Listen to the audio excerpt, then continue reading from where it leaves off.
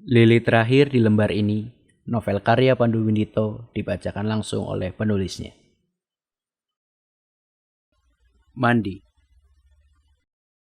Semua cerita ini berawal saat ibu membawaku ke pertunjukan seni di umurku yang masih 5 tahun. Mastodon dan burung kondor.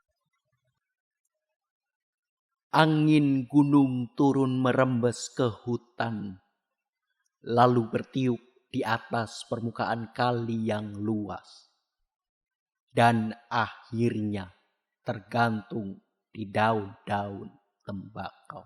Naskah yang telah tertidur sejak pementasan terakhirnya pada 1975 oleh penulisnya secara langsung. Yang saat itu aku lihat dengan kombinasi banyak unsur seni dengan penuh kemegahan, walau tidak dibawakan langsung oleh sang maestro. Kemudian hatinya pilu melihat jejak-jejak sedih para buruh tani yang terpacak di atas tanah gembur, namun tidak memberikan kemakmuran bagi penduduknya.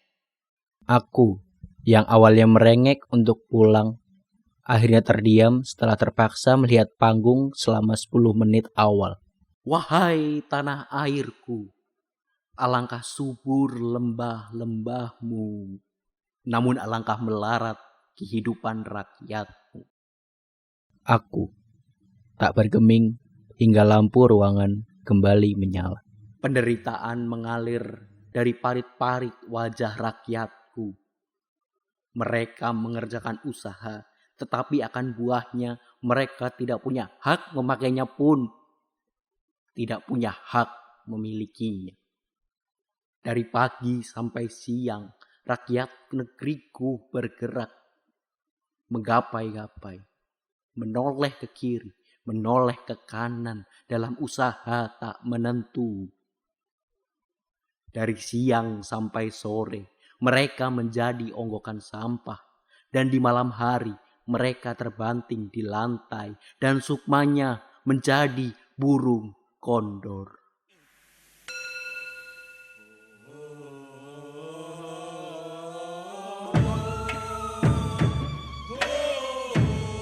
Setelah hari itu, aku mulai memenuhi rak kamarku dengan buku. Aku mencoba mencari sensasi yang sama, tapi ternyata itu semua sia-sia. Setiap kali aku membaca, perasaan yang muncul selalu berbeda. Aku tidak mendapatkan adrenalin yang sama saat Jose Carosta berseberangan dengan Federico dalam memandang perubahan. Punya tujuan yang sama dengan cara yang berbeda. Aku tidak bisa mendapatkan gambaran mastodon yang konyol menghadapi keseriusan dalam ketegangan. Bagaimana burung kondor berusaha untuk kembali terbang. Tapi setiap membaca, bahkan dengan buku yang sama, aku selalu merasakan perbedaan. Aku membayangkan situasi yang terjadi selalu unik. Aku menerjemahkan kata-kata yang sama dengan skenario yang berbeda. Ruangan dengan lukisan yang berbeda. Ketebalan debu di atas meja yang berbeda. Namun dengan kejadian yang sama.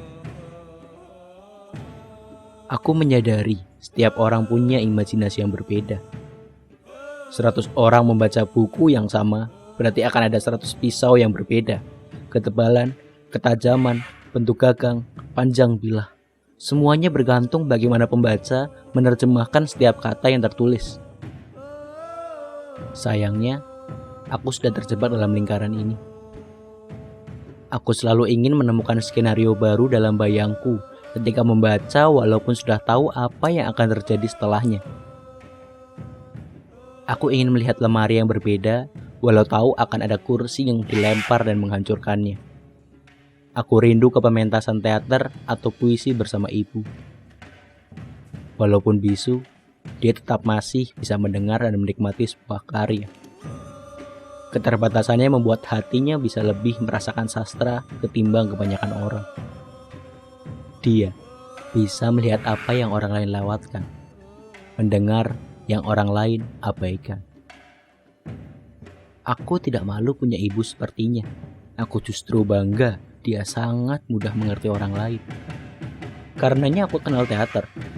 Aku mengetahui cara mengatakan isi hati lewat sastra. Dia juga yang menjadi alasanku menulis buku. Trauma kepala membuatnya kehilangan pendengaran juga saat aku masih SMA. Buku, satu-satunya media untuk ibuku tetap menikmati sastra.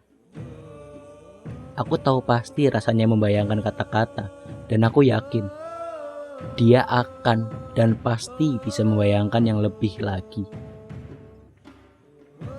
Aku berusaha menghadirkan situasi teater dalam cerita yang aku buat, emosi dalam puisi yang aku tulis, membuat dunia yang masih dapat dinikmati cukup dengan melihatnya, hanya agar ibu tetap dapat menikmati cerita tanpa perlu mendengar percakapannya, agar aku dapat menyentuh hatinya tanpa dia harus mendengar aku cinta ibu, supaya dia bisa paham isi hatiku.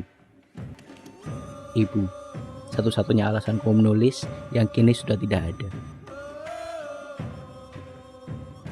Aku akan tetap kembali mandi, walau tahu akan kembali kotor hingga air sudah tidak tersisa lagi untuk membilas badanku.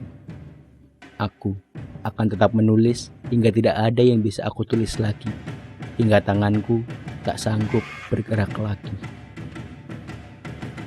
Setidaknya itu yang tertulis di buku pertamaku yang sekarang sangat sulit untuk dilakukan. Aku tahu tanganku masih bisa bergerak, tapi aku tidak sanggup menggerakkannya. Sekeras apapun aku berusaha, jari-jariku tidak mau menuruti apa yang aku perintahkan. Pikiranku juga tidak akan bisa membuat dunia baru. Dunia yang selalu terbentuk sebagai latar tempat berlangsungnya cerita yang aku tulis.